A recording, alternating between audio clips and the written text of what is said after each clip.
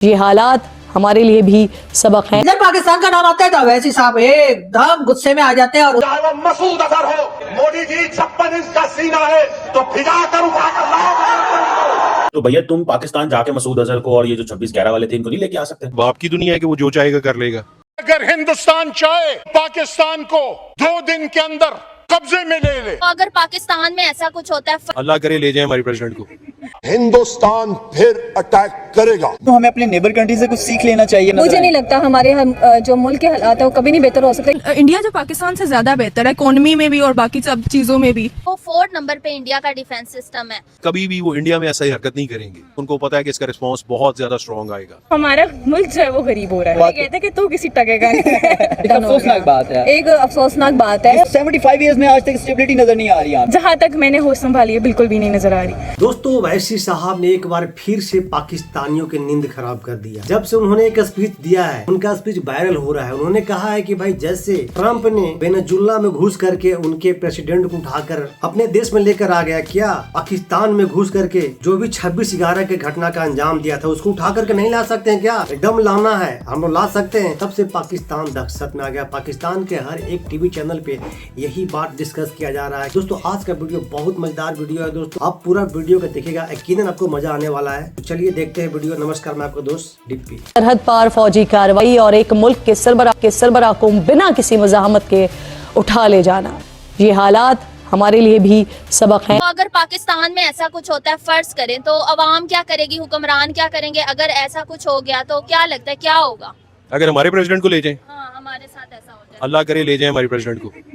मैंने तो जिस दिन सुना था, मैंने उस दिन कहा था हमारा ले जाओ यार। जब से अमेरिका ने वेनेजुएला के प्रेसिडेंट को उठा करके लाया, तब से हमारे पड़ोसी बड़ा दहशत में है, क्योंकि दहशत के पीछे एक कारण है। ओवैसी साहब ने साफ साफ ललकारा है मोदी जी को कि मोदी जी, जैसे अमेरिका के प्रेसिडेंट ने किया आप क्यों नहीं करते हैं? आप भी करके दिखाओ। तब से ना पाकिस्तान में ना दहशत फैली हुई है। इंडिया के अंदर असदुद्दीन अवैसी साहब जो है हैदराबाद से, उन्होंने नरेंद्र मोदी को मशवरा दिया है कि भाई अगर ट्रंप वेनेजुएला जा सकता है और वहां से जाके दिन रात के अंधेरे में वेनेजुएला के प्रेसिडेंट को उठा के लेके आ सकता है, तो भैया तुम पाकिस्तान जाके मसूद अजहर को और ये जो 26/11 वाले थे इनको नहीं लेके आ सकते?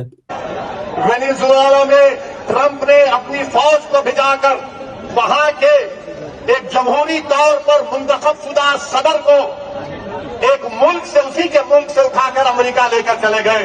नरेंद्र मोदी जी, अमित शाह, देवेंद्र फडणवीस, जब ट्रंप अपनी फौज को भिजाकर वेनेजुएला से कदमी को उठा सकता है, जब सऊदी अरब यमन में मुखल्ला के पोर्ट पर बमबारी कर सकता है, मोदी जी हम आपको कह रहे हैं, आप पाकिस्तान में भिजाकर जो मुंबई की सड़कों पर साजिश करने वाले 9/11 के जालिम लोग हैं, चाहे वो मसूद अजहर हो या फिर लश्कर तैयबा का वो जालिम शैतान हो, मोदी जी 56 इंच का सीना है तो भिजा कर उठाकर लाओ। मैं इंडिया में जो बड़े बड़े प्लेयर हैं, पर ये भी अच्छे प्लेयर है, वैसे इनका भी मजा आता है, इस सेंस में मजा आता है भाई। क्या यार, लाइक वो तो अपनी साइड पे इंडिया की, आपको पता है ये जो मई में जंग हुई थी, वो तो अपनी साइड में खड़े रहते रहे, अंदर आना तो कुछ मतलब क्या करते यार, ना करो ऐसे यार। ये मोदी साहब के लिए बहुत बड़ा इम्तिहान है। मोदी साहब के लिए तो इम्तिहान है ही कमर चीमा साहब, लेकिन आप लोग के लिए भी बहुत बड़ा ये सवाल पैदा हो चुका है। आप लोग के जुबा से आपका जो हंसी है ना, साफ साफ दिख रहा है कि कहीं न कहीं पाकिस्तान को दहशत हो चुका है कि कहीं इंडिया ऐसा कारनामा कर दिया तो। अगर हिंदुस्तान चाहे पाकिस्तान को 2 दिन के अंदर कब्जे में ले ले और मोदी का कैंप ऑफिस 4 में होगा, लेकिन जिधर पाकिस्तान का नाम आता है तो अवैसी साहब एकदम गुस्से में आ जाते हैं और उसके बाद हमें वो खड़ी खोटी सुनाते हैं कि सब उनकी तारीफ करने लग जाते हैं। मुंबई दहशतगर्द हमलों के पस से पर्दा मंसूबा साजों को पाकिस्तान से भी इसी तरह जो है वो भारत लाया जाए। मतलब जिस तरह का ऑपरेशन अमेरिका ने वेनेजुएला में किया है, तो पाकिस्तान के अंदर भी जो है वो इस तरह का एक ऑपरेशन किया जाए। हिंदुस्तान फिर अटैक करेगा, मोदी फिर अटैक करेगा। उसकी बुनियादी वजूहात मैं आपके सामने रख देता हूं जनाब स्पीकर। हिंदुस्तान का डिफेंस बजट $82 अरब का है, $82 अरब। पाकिस्तान का डिफेंस बजट जो है वो 7.7 अरब डॉलर का, हमसे 10.6 गुना ज्यादा। परसेंटेज में हम लोग देखें तो 1064% ज्यादा। लेकिन कई लोगों का कहना यह है कि अगर अमेरिका को, अगर हम ये समझते हैं कि अमेरिका पाकिस्तान की तरफ इस तरह नहीं देख सकता या पाकिस्तान की तरफ से किसी को उठा के नहीं ले जाया जा सकता, तो फिर उसामा बिन लादेन को जब ले गया था तो किसी ने चू भी क्यों नहीं की। सुबह का वक्त आसमान पर परवाज करते दर्जन भर लड़ाका तैयारे, अंदरूनी खाना एजेंट की मुखबरी के बाद सरहद पार फौजी कार्रवाई और एक मुल्क के सरबराह को बिना किसी मज़ाहमत के उठा ले जाना। ऐसे फिल्मी सीन और कहानियां हम सब ने देखी भी हैं और सुनी हुई भी हैं, लेकिन कल अमेरिका की वेनेजुएला में कार्रवाई ने इस फिल्मी सीन को हकीकत का रूप देकर दुनिया की तारीख ही बदल डाली है। क्या ट्रम्प के बाप की दुनिया है कि वो जो चाहेगा कर लेगा? बिल्कुल ट्रम्प ने इलीगल है, यूएन को इस पे कुछ करना चाहिए। ट्रम्प का जहां दिल करता है, अमेरिका का जहां दिल करता है, वो जो करना चाहते हैं करते हैं। कंप्लीटली रॉन्ग है, इलीगल है। किसी कंट्री के प्रेसिडेंट को आप इस तरह उठा के नहीं लेके जा सकते हैं। तो मुझे ऐसा लगता है कि ये एक इट्स समथिंग वेरी सिग्निफिकेंट, ये बड़ी सिग्निफिकेंट चीज है। वो कह रहे हैं कि भाई आप ऐसा करें कि आप पाकिस्तान जो है वो अपनी फौजें भेजें और जो वहां पर लश्कर तैयबा, जैश ए मोहम्मद या फिर उनके जो लीडरशिप है उनको उठा के ले आए। तो मैं तो इस चीज को देख रहा हूँ, मतलब ये कैसे मुमकिन है कि मोदी साहब जो है ना वो इस तरह ये चीजें जो है वो कर सकते हैं। This is the reality of the life. जो पावर में होता है वो चलता है, ठीक है ना। और जहाँ तक हमारे क्या कहते हैं पाकिस्तान के हालात हैं, ऑनेस्टली स्पीकिंग बहुत से लोग मेरी इस बात को खैर निगेट करेंगे, मैं ऑनेस्टली स्पीकिंग ये समझता हूँ कि हमारे पाकिस्तान में जो हमारी पाकिस्तान आर्मी है ना, आई लव देम। आप सोचेंगे मैं डर के कह रहा हूँ, बिल्कुल डर के नहीं कह रहा, I really do love them. Why? Because आप ये देखें कि पाकिस्तान की सबसे पावरफुल चीज़ क्या है बताएं? आर्मी। हमारी इकॉनमी अच्छी है? नहीं। हमारा कुछ भी अच्छा नहीं। लेकिन जब हम बात करते हैं ना पाकिस्तान की पावर की, एटम बम हमने बनाया, किसने बनाया? आर्मी ने बनाया, ज़िया-उल-हक ने बनाया। हमारे पास जो JF-17 थंडर है, किसने बनाया? आर्मी ने बनाया।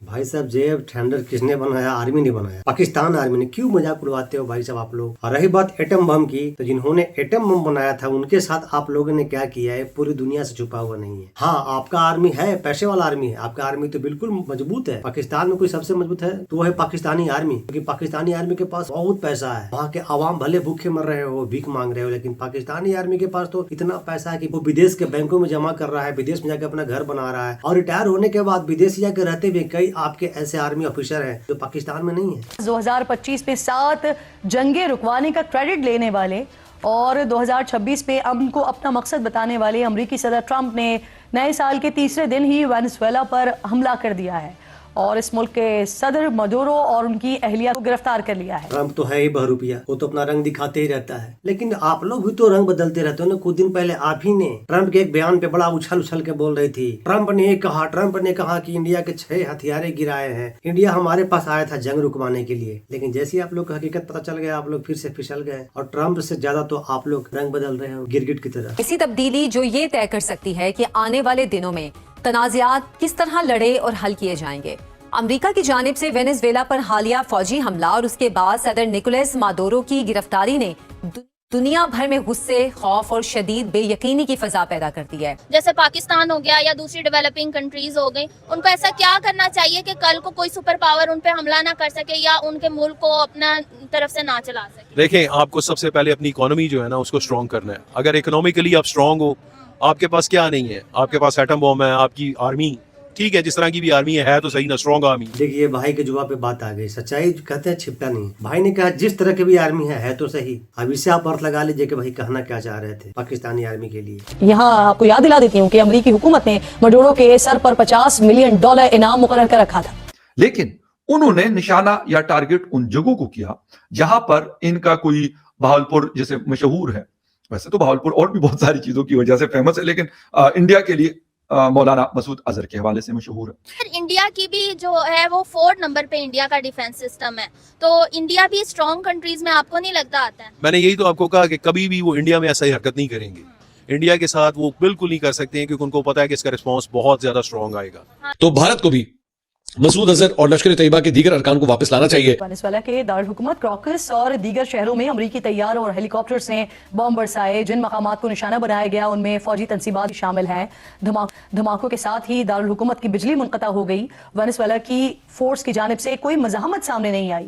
अमरीकी तैयारे निचली सतह पर भी परवाज करते रहे लेकिन कोई रिएक्शन नहीं दिया गया। अमरीकी सदर डोनाल्ड ट्रंप ने कोलंबिया, क्यूबा और मैक्सिको के खिलाफ सख्त बयान देते हुए अदम इस्तेहकाम के इल्जामात आयद किए और नताइज की धमकियां दी, जिससे खित्ते में मजीद मुदाखलत के खदशात बढ़ गए हैं। अगर मैं बात करूं, हमें अपने नेबर कंट्री से कुछ सीख लेना चाहिए अगर वो लोग आगे तरक्की कर रहे हैं। हाँ, बिल्कुल ऐसी है। वहाँ के जो हमारी नेबर कंट्री की बात की जाए तो उधर के जो हुक्मरान हैं उनमें पॉलिसीज होती हैं, उनकी हर चीज़ की अथॉरिटी की होती है और सबसे मेन बात यह है कि उसमें अगर एक चीज़ उनको कह दी जाए, वो कहते हैं कि ये चीज़ ऐसी है तो हर बंदा उस चीज़ को मानता है। लेकिन हमारे यहाँ पे पाकिस्तान में ऐसा कुछ भी नहीं है। तो इंडिया ने अगर तरक्की की है तो इंडिया ने तरक्की क्या चीज़ की, किस चीज़? मुझे आप एक चीज़ बता दें इंडिया ने नहीं बनाई है, बताएं।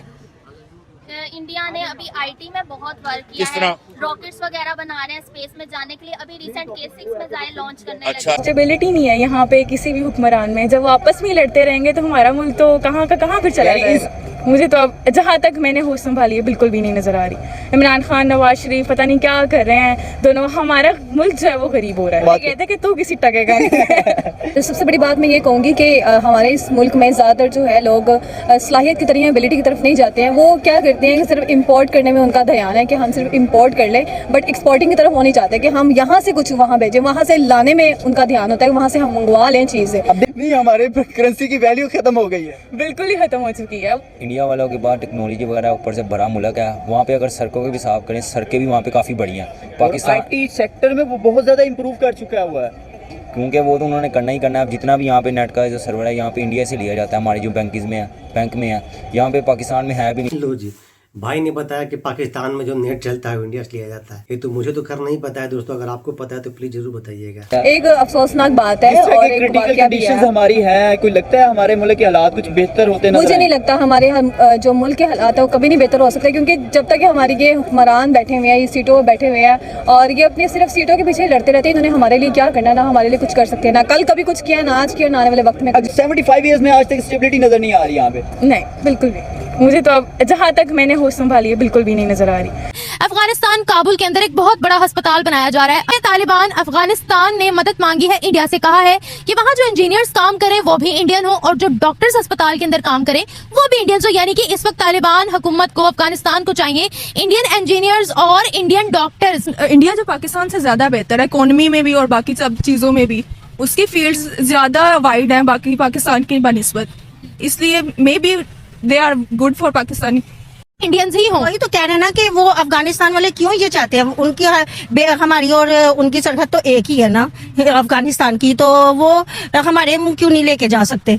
जब वो अफगानिस्तान में जंग हुई थी, ये तालिबान सारे इधर हमारे पाकिस्तान में आगे इन्होंने अपना ली है। इंडिया में भी गए थे, हमसे ज्यादा गए थे।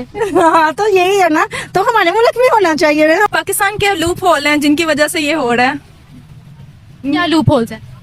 स्टार्टअप से हमारी हुकूमत ही, गवर्नमेंट ही नहीं ठीक रही, तो पाकिस्तान को कोई भी प्रेफरेंस नहीं देगा जब तक गवर्नमेंट ना ठीक रहेगी। जी हाँ दोस्तों, तो आपने देखा वीडियो की ये जो डर है ना पाकिस्तान और पाकिस्तानियों को बहुत ज्यादा सता रहा है। जब से ओवैसी साहब ने कहा तब से तो इनकी दहशत और बढ़ गई है। अब पाकिस्तान के हर एक टीवी चैनल पर डिस्कस किया जा रहा है कि क्या वाकई में मोदी जी कुछ ऐसा करने वाले हैं जैसा ट्रम्प ने किया। अगर ऐसा कुछ पाकिस्तान में होता है तो फिर पाकिस्तानी क्या करेंगे। जैसा कि आपने पाकिस्तानियों को ओपिनियन सुना। दोस्तों आपका क्या ओपिनियन है, क्या राय है, पूरा वीडियो देखने के बाद आप क्या सोचते हैं इस वीडियो के बारे में और पाकिस्तानियों की सोच के बारे में कमेंट सेक्शन आपका है, जरूर बताइएगा दोस्तों। तो मिलते हैं फिर से एक न्यू रिएक्शन वीडियो में, तब तक के लिए नमस्कार, राम राम, जय हिंद।